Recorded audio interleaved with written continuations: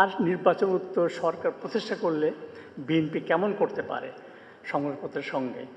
আমাদের অভিজ্ঞতায় বিগত 50 দশকে আসলে কোনো সরকার আমলে সংবাদপত্র শিল্প নানা কারণে খুব ভালো থাকতে পারেনি, নানা রকম সমস্যার মধ্যে দিয়ে গেছে।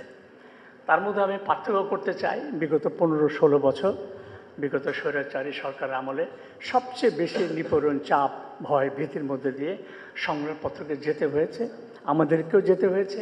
কারো কারো ক্ষেত্রে এটা ভয়ঙ্কর রূপ ধারণ করেছে।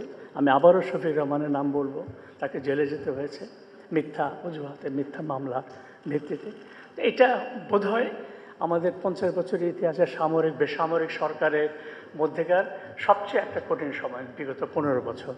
এটা শুধু প্রথম আলোর জন্য প্রযোজ্য না, সকল ক্ষেত্রেই প্রযোজ্য। আর কামাল আহমেদ যেটা সর্বশেষ বলে গেলেন যে ডিজিএফআই বা অন্যান্য গোয়েন্দা সংস্থাগুলো যেভাবে সরাসরি হস্তক্ষেপ করেছে রাতের বেলা, দিনের বেলা, সকালবেলা, নানা ক্ষেত্রে নানাভাবে, সেটাও একদম অগ্রহণযোগ্য। আর আমাদের ক্ষেত্রে এটা ছিল পত্রিকা মালিকের নিয়ে নেওয়া, বদলে ফেলা, সম্পাদককে বদল করে দেওয়া, শেয়ার বিক্রি করে দেওয়া। এটা ছিল সর্বশেষ চেষ্টা। যদি জুলাই আগস্টের পরিবর্তন না হতো তাহলে প্রথম আলো এই মালিকানা বা এই সম্পাদক বা এই পরিবেশ অবস্থা থাকতো না। সেদিক থেকে আমরা একটা সরাসরি বড় আকারে কি বলবো, এটা উপকার আমাদের জন্য হয়েছে। ক্ষুদ্রভাবে প্রথম আলোর জন্যে আমরা রক্ষা পেয়ে গেছি। এরপরে আমি যদি বলি যে তার মধ্যে বলবো যে 15 বছর বললাম, আর বিএনপি শাসন আমলে খুব স্বস্তিতে ছিলাম তা না। আমি যদি পার্থক্য করি দুই সরকারের মধ্যে, বিএনপির ক্ষেত্রে অধিকতর স্বস্তিদায়ক ছিল। আমি এখানে একটা ছোট্ট উদাহরণ হাজির করতে চাই যে হাততালি দিয়ে এত বিএনপির হাততালি যারা দিয়েছে তারা বিএনপি না ভাই, গণমাধ্যমের কথাটাকে শোনেন। সেটা হচ্ছে যে যখন শেখ হাসিনা 2096 সালে ক্ষমতা আসলো, তার কিছুদিন পরে কিন্তু ছাত্রলীগের দৌরাত্ম্য প্রচণ্ড বেড়ে গেল সারা দেশে, সর্বত্র, ঢাকা বিশ্ববিদ্যালয়ে তছনছ। আমরা লিখলাম প্রধানমন্ত্রী ছাত্রলীগের সামলা। উনি প্রচণ্ড খেপে গেলেন, প্রকাশ্য জনসভায় গালমন্দ করলেন, কিন্তু ছাত্রলীগের দৌরাত্ম্য চলতেই থাকলো। পরে লিখলাম প্রধানমন্ত্রী শেখ হাসিনা ছাত্রলীগকে সামলাতে পারলেন না। শেষ বিএনপি জিতলেন নির্বাচনে 2001 সালে। মোটামুটি ওরকমই ঢাকা বিশ্ববিদ্যালয়ের সারা দেশে।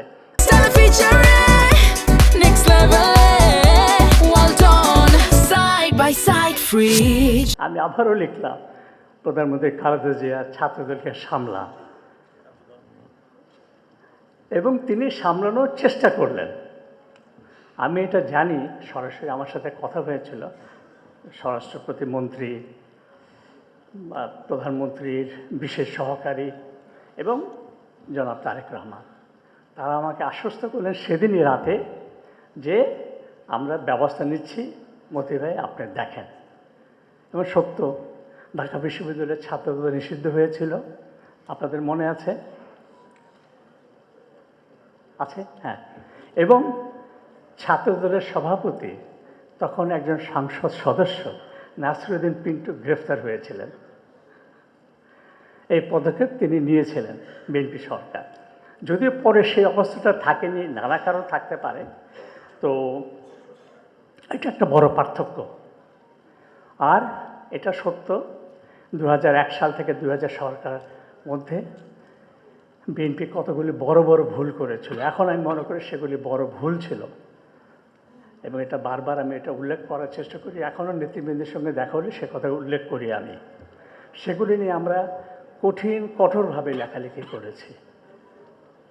এখনও সেই লেখাগুলোকে আমি পক্ষেই থাকব যদি আমাকে আপনারা কেউ জিজ্ঞেস করেন। সেসব নিয়ে তৎকালীন প্রধানমন্ত্রী বেগম খালেদার সঙ্গে আমার খুব পরিষ্কার কথাবার্তা হয়েছে, তর্ক বিতর্ক হয়েছে, আবার হাসি মুখে ভালো কথা বলে চা খেয়ে আমরা ফিরে এসেছি। সে আলোচনায় তারেক রহমান উপস্থিত ছিলেন। সে বিষয়গুলি নিয়ে তৎকালীন অনেক মন্ত্রীর সাথে কথা হয়েছে। আমরা কিন্তু আমাদের সেই লেখাগুলো অব্যাহত রেখেছি। তাতে